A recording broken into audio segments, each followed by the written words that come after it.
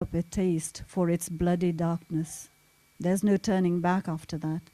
We go willingly towards what inspires and fascinates us, towards what draws us in and maims us. And one day, reality tells us, you've gone too far. Is it possible to go too far? Anyone can become aware of the tearing apart of the membrane, separating the human from the writer. The obsession with words and images, their horror and their beauty, ends up taking you over so completely that what comes out is an all too human cry. Forgetting that you've always interpreted everything through the mind, looking up and seeing the object of your hatred or your passion, you forget they were part of a book a moment ago. You can't tell the difference anymore. We have so rarely judged the monsters born of our imagination that you are incapable of judging what you have become. I don't know why we follow these particular paths. On the surface, it's because we're exploring the obscure and unmentionable twists and turns of the human soul, exposing its weakness and violence to alert people to their own faults. But is that really the case? Beneath the well-intentioned rationality, isn't there a lurking desire to poke at the ulcers, to open wounds, to go looking for our own shadows? Why not just admit our fascination with all this darkness, our Faustian pact with something that's stronger than we are and leads us to climb into the monster's skin? That would be the easiest and surest way of giving free rein to our impulses, all the while making ourselves look good in the role of messengers from the shadows. To be honest, I wanted for once to go through the barrier, to live the life of my characters and get right to the heart of myself, to send myself, a person who never puts myself on display, through the mirror of fiction. I found my answer in Bimala. She is at one and at the same time a woman and a character, an image and a reality. I watch her living the way I've watched and followed all my characters, not entirely sure anymore if what I'm living is true or if I'm in some kind of fictional parallel dimension. But I do know that soon, very soon, I'm going to cross the impossible frontier. I'll escape from the page to grab hold of her, and it will be the most brutal, the most burning contact ever. Real life will never offer me such abundance. What will happen to me when I lay hands on her will be so final, there'll be no possibility of going back. I will have conquered death. Thank you.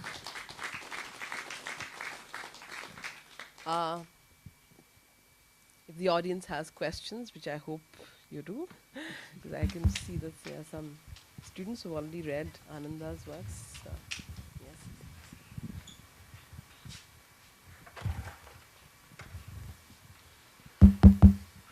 Yes. Thank you very much for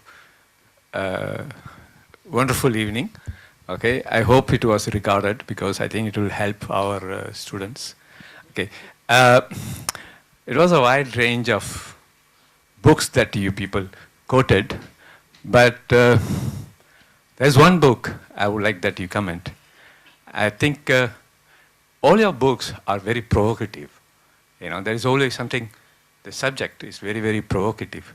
But the most provocative of your book is one of the last, Mes hommes me parlent. Okay?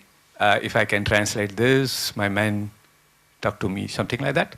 The okay? men who speak to me. Yeah. So, I remember that when you approached Gallimard to publish that book, and they told you, are you sure that you want to publish that? You know, it is probably the most autobiographical book. So, can you talk about that book and how that book ideas has come out, and what is the fallout of the book? If I may ask you about this. Thank you. Yeah. Yes, we didn't talk about this. For a very long time, I really kept away from any kind of autobiography in my books. Although there's a lot of me in the books, but there was always that barrier of fiction, or that protective wall of fiction, that the character was the one who was speaking, who was living, who was doing what she had to do. And I think it takes time. You have to reach a certain age also to be able to look back on yourself with that kind of look. But this was entirely unintentional. Well, I'll go a bit into my personal life. I have two adult sons, and one of them was going through, well, is still going through a very bad depression, and sort of some borderline personality problems. And this issue, which went back also to his relationship with his father, to my relationship with his father.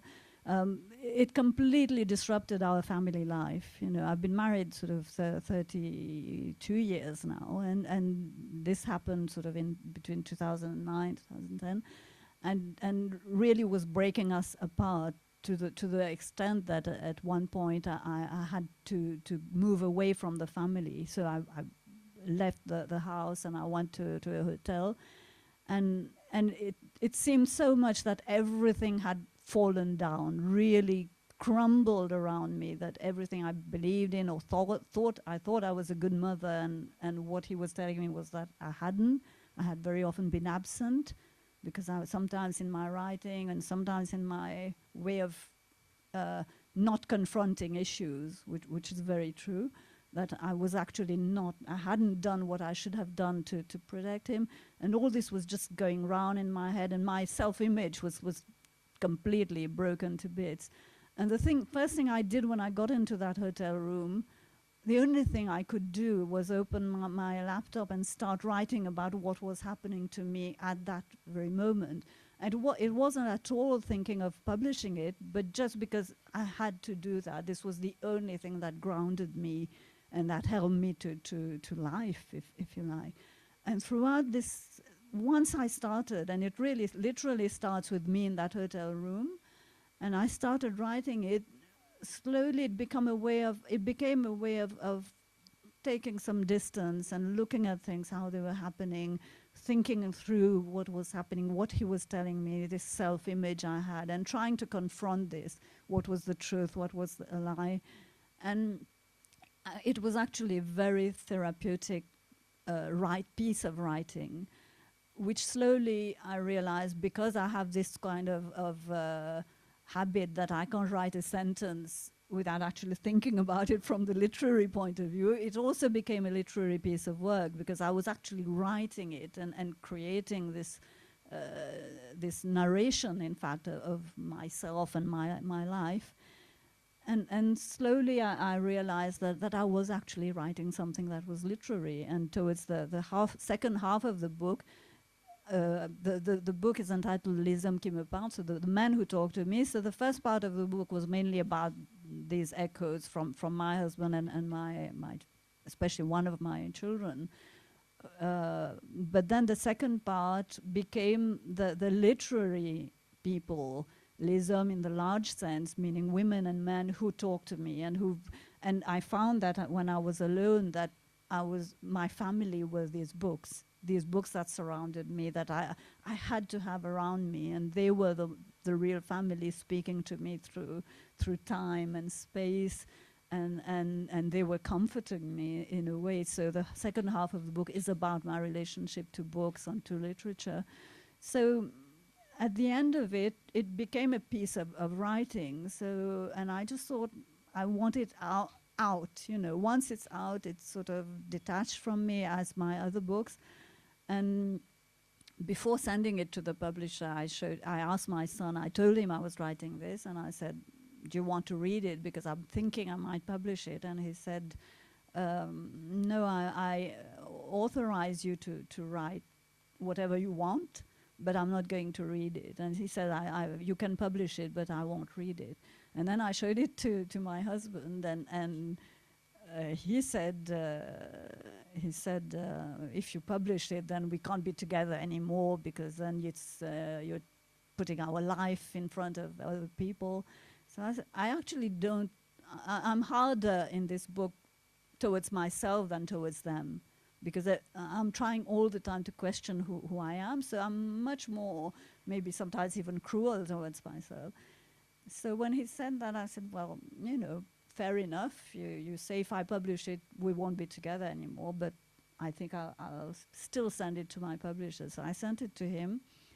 And he did ask if I was sure I wanted to publish it, but he also said this thing. He said, you don't put down your family at all. You're on the contrary, really questioning your own judgment and your own, you know, what you did.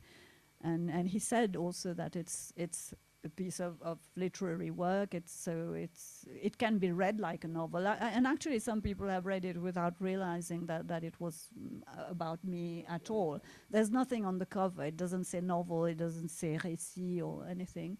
But those who know me obviously know that it's... And of course it's a choice for every writer what to do. Do you have the right to talk about your family? And many writers have found themselves actually you know, really have found that they've hurt their families or the people they knew by writing about it, but somehow everything becomes a subject. It's quite dangerous, actually. And in the end, we were still together with my husband, because, well, when the book was published, he realized that nothing, you know, nothing horrible happened to him, and people didn't look at him with strange eyes. But it did help me also to sort of put some kind of limitation and works out some of the things that he did. And yeah, I don't regret having published it, but I still have a fear that if one day my son reads it, how will he take it? You know, I have no idea. There's a question. Yes, please. Mike's. Ma'am, V.S. Naipaul, with whom you share some similarities in the sense that, you know, he too came from a small island of Indian parentage. In his later life, V.S. Naipaul has written less and less about Trinidad and more about India, and he felt that Trinidad was unimportant, really, and he should, a writer of his stature should write on big issues like India and the conflict with Islam and so forth. So similarly, have you felt some similar pressure or temptation that you ought to write about bigger things and forget Mauritius? No, but yeah, I have sort of written some novels. I mean, the Indian Tango is set in India, and funnily enough, the last novel is set in London. But it's not because I'm recusing Mauritius in any way, but it's just because that you feel like exploring other places. For me, it's really the places that occupy a very strong well, place in those novels. But I will always, you know, say that Mauritius is my country, is my home, although I don't live there anymore. But when I go there and as I set down my foot from the plane, I have this feeling every time that I'm home. You know, I smell the air, see the, you know, whether it's dust or the flowers, everything tells me that this is my place and my home. I think, yeah, my background is very much like Naipaul's, but we're well, separated by one generation, and I think he hasn't really resolved his identity problem. When the first time he came to India, he had this illusion of coming to the place of, to return to a place. And when he came here, it was a huge shock to realize that he didn't know this place, people didn't recognize him as Indian, and he felt that the place was rejecting him. And he wrote this novel called An Area of Darkness. Then later on he came back, and then he embraced it, and he was embraced. But I don't see why. I mean, his first novels he's set in Trinidad, but he wrote from Trinidad, and I really found it shocking when he did his Nobel Prize speech, was saying that he didn't mention Trinidad, and I think for the people there it must have been really hurtful, and some of the writers hated him for that. And I think he never worked through what it meant. I mean, he had too much of an ego to think that this small island had a big part in who he was and what his writing was. So he had to belong to a larger world. But, you know, whether it's small or a big place, our places are still small. Everyone has the place in which you are and you're born and you grow up is small. So, thanks for that. Maybe question. one last question, if there's any. Yes. Have you watched the last Keshish movie, Blue is the Warmest Color? No, I haven't watched it yet. I want to watch it because I think that I've read a lot about it and the critics that there were two types of criticism. From the cinematographic point of view, apparently it's a masterpiece. And I know he's a very good director of actors. He gets something from his actors that's so raw and real. And I've seen his other films, that I think it must really be the huge film that it is. But some other people have said that the way he depicts the lesbian relationship, especially the physical relationship between the two girls, that in fact he hasn't really asked real lesbians how they make love, for example, because there are graphic love scenes in it. And he's showing it a bit from the perspective of the heterosexual imagining two women making love. I don't know. I mean, the author of the original graphic novel herself said that she didn't feel he was really portraying the physical relationship in a way that's real for homosexuals. But I think it takes a lot of courage for a filmmaker to approach this in that way, and he's tried it in all honesty. So I like this kind of pushing the boundaries. So I will definitely go and see it, and I'm interested, in very often in this in talking about how we don't love or love or passion isn't about being a man, woman, or two women or two men. It's what you recognize in the other. So you can, in Eve de Sédécombre, the relationship between the two girls is that at one point the only generous love Eve receives in her life is from Savita. So even if it's physical or it's not physical, but it's the generosity of that love, the selflessness of the love that counts. Okay, maybe one short question. Yeah, Jenny has a question. Yes, please. How much importance do you give when you write about the slavery, about the history of slavery in Mauritius? Because when we see the novels from the French Caribbean, especially from La Martinique, Guadeloupe, even in the contemporary writing, we can see traces of, especially the Maroons, the fugitive slaves, and about the blacks.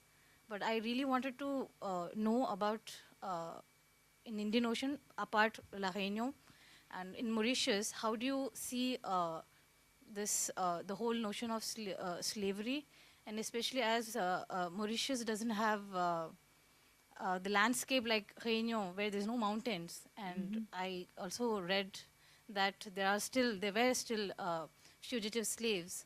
So, but I just wanted to know, how do you see that, and how is it depicted in the imagination? Yeah, and do they use it like when they write? Are there any traces of the history? I think that basically slavery and all the indentured labor sort of migration are the two main wounds of these societies who are built around these two sort of aspects, like the Caribbean and all these places. And these are wounds that cannot be easily resolved or even negotiated. So in a way you keep somehow, somewhere, they're deep, they're there, both of them. And in some of my novels, they're more present than others. For example, in Soupir, which is set in a small island called Rodrigue, which is part of Mauritius, but about 600. There's no explicit reference, but the place where they live is called Troumaron. And this is an invented, a fictional name, but it's really sort of directly related to the marron phenomenon. There hasn't been, I think, up to now in Mauritius, the novel of marronnage or slavery, probably more in Réunion. But I think it will come at some point, Thank you very much, Ananda. Thank you. And thank you very much for your Thank you very much, Ananda Devi. Thank you, Vijaya Rao. It was an incredible, beautiful evening. Thank you for all your words about literature, about your life. Thank you for sharing with us this privacy. It was wonderful and very moving. Thank you very much, and thank you for the time with you in Jaipur, in Kolkata. It was wonderful to meet you. Thank you to the audience. I think you have enjoyed it. We are very happy to share it with the Alliance Française. Thank you for hosting and for preparing with us to give you this kind of beautiful event. So we are working every day with Judith Oriol. I want to thank again and with her team to bring you such incredible authors from France and also from India. Thank you and good evening. And the book from which Ananda was reading at the end, from Indian Tango, is available. It's now published in English by Random House, and we hope Random House will have the very good idea to translate and to publish in India other books of Ananda, so you can